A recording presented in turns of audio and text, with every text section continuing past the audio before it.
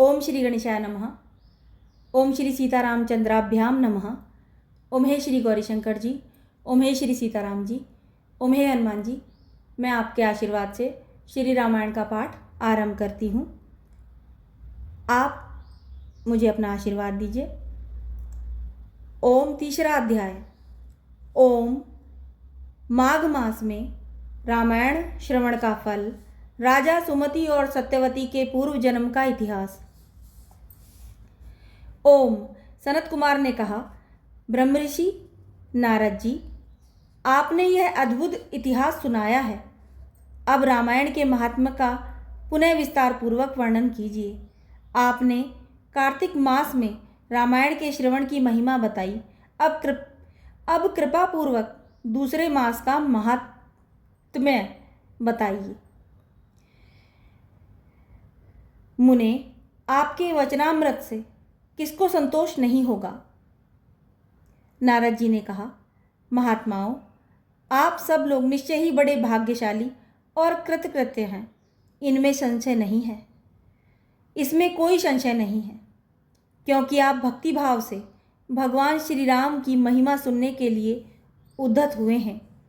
ब्रह्मवादी मुनियों ने भगवान श्री राम के महात्म्य का श्रवण पुण्यात्मा पुरुषोत्तम और पुण्यात्मा पुरुषों के लिए परम दुर्लभ बताया है।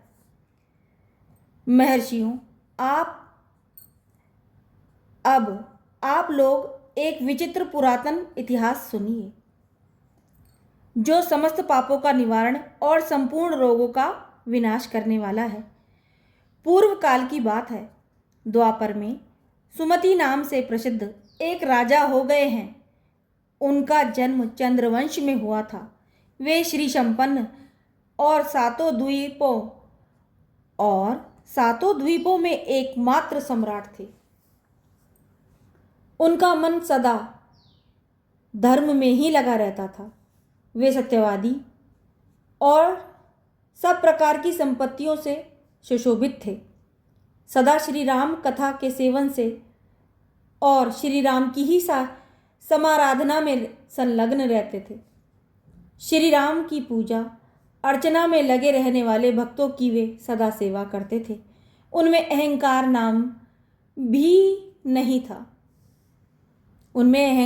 नाम भी नहीं था।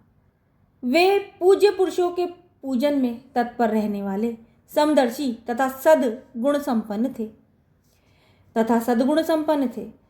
राजा सुमति समस्त प्राणियों के हितैषी, शांत और कृतज्ञ और यशस्वी थे। उनकी परम सौभाग्यशालिनी पत्नी भी समस्त शुभ लक्षणों से सुशोभित थी। उसका नाम सत्यवती था। वह पतिव्रता थी। पति में ही उसके प्राण बसते थे। वे दोनों पति पत्नी सदा रामायण के ही पढ़ने और सुनने में संलग्न रहते थे। सदा अन्न का दान करते और प्रतिदिन जलदान में प्रवृत्त रहते थे। उन्होंने असंख्य पोखरों, बगीचों और बावड़ियों का निर्माण कराया था। महाभाग राजा सुमति भी सदा रामायण के ही अनुशीलन में लगे रहते थे। वे भक्तिभाव से भावित हो रामायण को ही बाँचते अथवा सुनते थे। इस प्रकार वे धर्मज्ञ नरेश सदा श्री राम की आराधना में ही तत्पर रहते थे। उनकी प्यारी पत्नी सत्यवती भी ऐसी ही थी।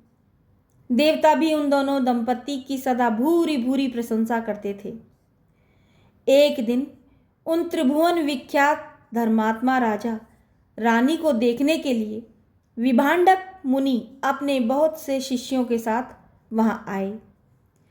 मुनिवर विभांडक को आया देख राजा सुमति को बड़ा सुख मिला। वे पूजा की विस्तृत सामग्री साथ ले पत्नी सहित उनकी अगवानी के लिए गए। जब मुनि का अतिथि सत्कार संपन्न हो गया और वे शांत भाव से आसन पर विराजमान हो गए थे, उस समय अपने आसन पर बैठे हुए भूपाल ने मुनि से हाथ जोड़कर कहा। राजा बोले, भगवन, आज आपके शुभ आगमन से मैं कृतार्थ हो गया, क्योंकि श्रेष्ठ पुरुष संतों के आगमन को सुखदायक बताकर उनकी प्रशंसा करते हैं। जहाँ महापुरुषों का प्रेम होता है वहाँ सारी संपत्तियाँ अपने आप उपस्थित हो जाती हैं। वहाँ तेज, कीर्ति, धन और पुत्र सभी वस्तुएं उपलब्ध होती हैं। ऐसा विद्वान पुरुषों का कथन है। मुने प्रभु, जहाँ संत महात्मा बड़ी भारी कृपा करते हैं वहाँ प्रतिदिन कल्याणमय साधनों की वृद्धि होती है। ब्राह्मण, जो अपने मस्तक पर ब्राह्मणों का चरणोदक धारण करता है उस पुण्यात्मा पुरुष ने सब तीर्थों में स्नान कर लिया, इसमें संशय नहीं है। शांत स्वरूप महर्षि, मेरे पुत्र, पत्नी तथा सारी संपत्ति आपके चरणों में समर्पित है। आज्ञा दीजिए, हम आपकी क्या सेवा करें। ऐसी बातें कहते हुए राजा सुमति की ओर देखकर मुनीश्वर विभांडक बड़े प्रसन्न हुए और उन्होंने अपने हाथ से राजा का स्पर्श करते हुए कहा। ऋषि बोले, राजन, तुमने जो कुछ कहा है वह सब तुम्हारे कुल के अनुरूप है। जो इस प्रकार विनय से झुक जाते हैं वे सब लोग परम कल्याण के भागी होते हैं। भूपाल, तुम सन्मार्ग पर चलने वाले हो, मैं तुम पर बहुत प्रसन्न हूँ। महाभाग, तुम्हारा कल्याण हो। मैं तुमसे जो कुछ पूछता हूँ उसे बताओ। यद्यपि भगवान श्रीहरि को संतुष्ट करने वाले बहुत से पुराण भी थे जिनका तुम पाठ कर सकते थे, तथापि इस माघ मास में सब प्रकार से प्रयत्नशील होकर तुम जो रामायण के ही पारायण में लगे हुए हो तथा तुम्हारी यह साध्वी पत्नी भी सदा जो श्री राम की ही आराधना में रत रहती है, इसका क्या कारण है? यह वृतांत यथावत रूप से मुझे बताओ। राजा ने कहा, भगवान सुनिए, आप जो कुछ पूछते हैं वह सब आपको मैं बताता हूँ। मुने, हम दोनों का चरित्र संपूर्ण जगत के लिए आश्चर्यजनक है। साधु शिरोमणे, पूर्व जन्म में मैं मालती नामक शूद्र था। सदा कुमार्ग पर ही चलता और सब लोगों के अहित साधन में ही संलग्न रहता था। दूसरों की चुगली खाने वाला, धर्मद्रोही, देवता संबंधी,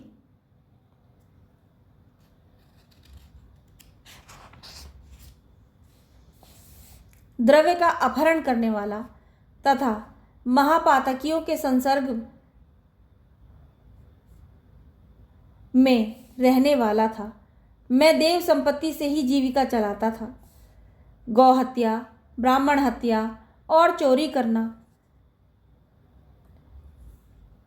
और बिना कारण किसी भी जनमानुष को चोटिल करना, यही काम था।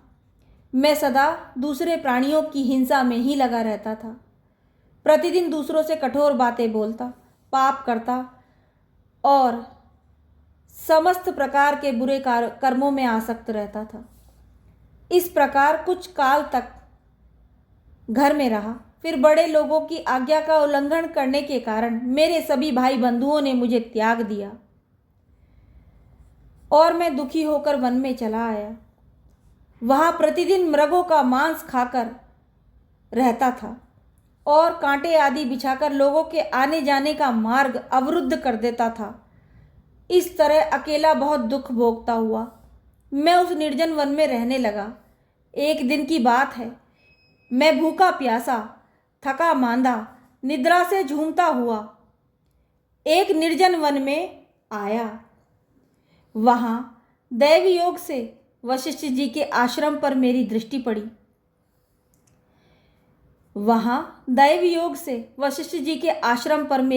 पड़ी।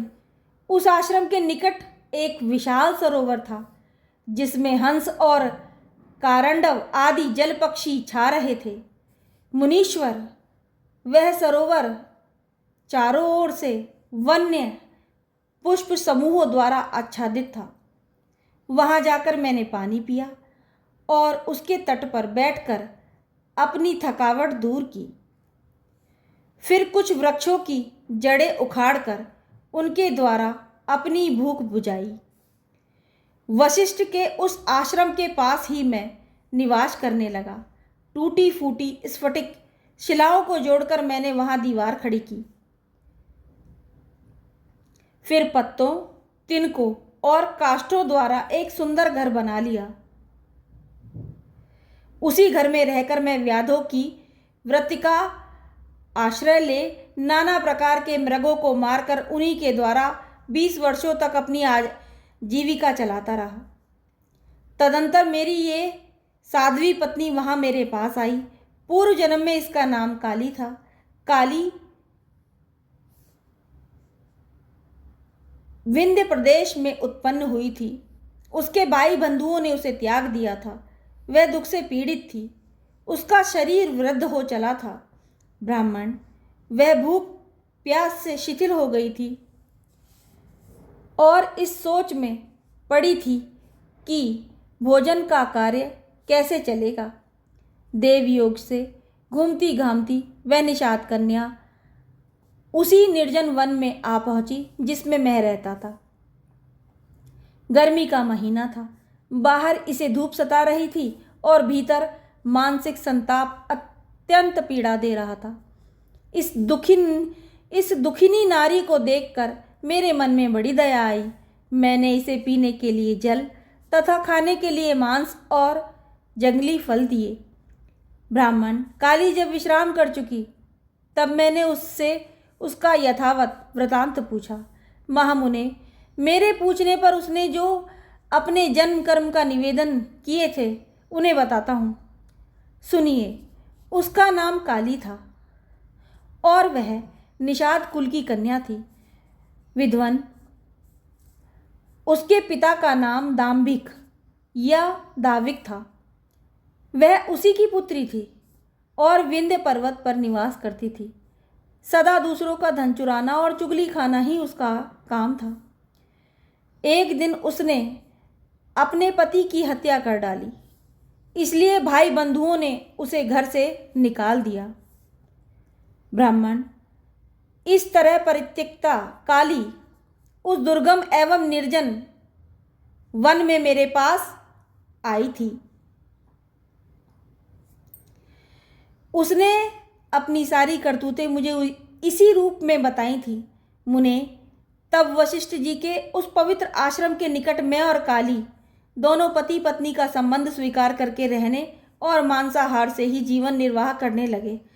एक दिन हम दोनों जीविका के निमित्त कुछ उद्यम करने के लिए वहां वशिष्ठ जी के आश्रम पर गए। महात्मन, वहां देवर्षियों का समाज जुटा था। वही देखकर हम लोग उधर गए थे। वहां माघ मास में प्रतिदिन ब्राह्मण लोग और बहुत सारे लोग रामायण का पाठ करते दिखाई देते थे। उस समय हम लोग निराहार थे और पुरुषार्थ करने में समर्थ होकर भी भूख प्यास से कष्ट पा रहे थे। अतः बिना इच्छा के ही वशिष्ठ जी के आश्रम पर चले गए।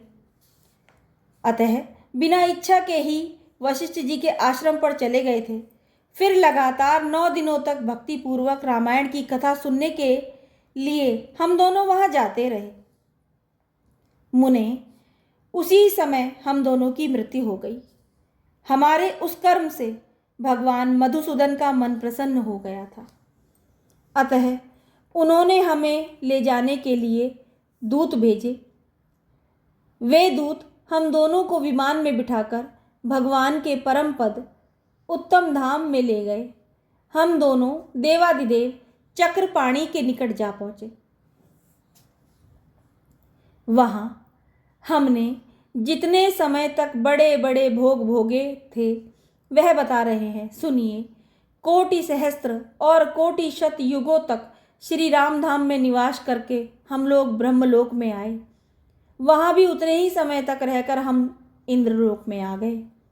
मुनि श्रेष्ठ, इंद्रलोक में उतने ही काल तक परम उत्तम भोग भोगने के पश्चात हम क्रमशः इस पृथ्वी पर आए हैं।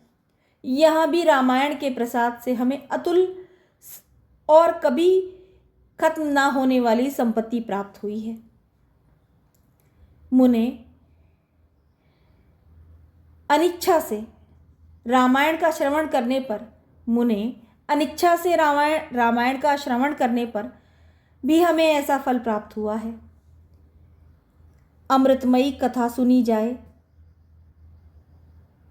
तो वह जन्म, जरा और मृत्यु का नाश करने वाली होती है।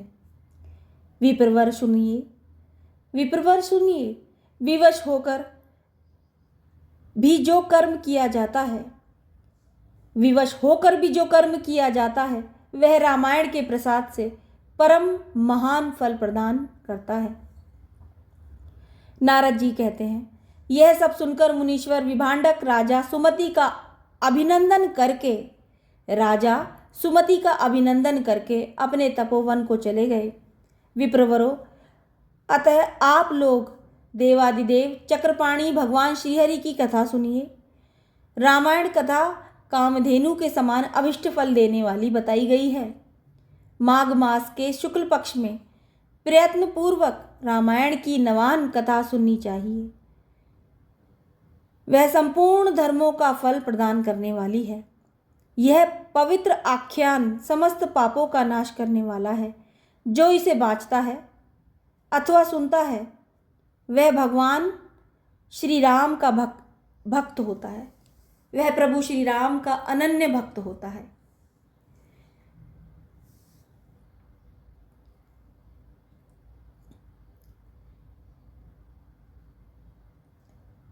इस प्रकार धर्मात्मन, यदि 9 दिनों तक भक्तिभाव से रामायण की अमृतमयी कथा सुनी जाए तो वह जन्म, जरा और मृत्यु का नाश कर देती है, और जो इसे बाँचता या सुनता है वह भगवान श्री राम का अनन्य भक्त होता है। इस प्रकार श्री स्कंद पुराण के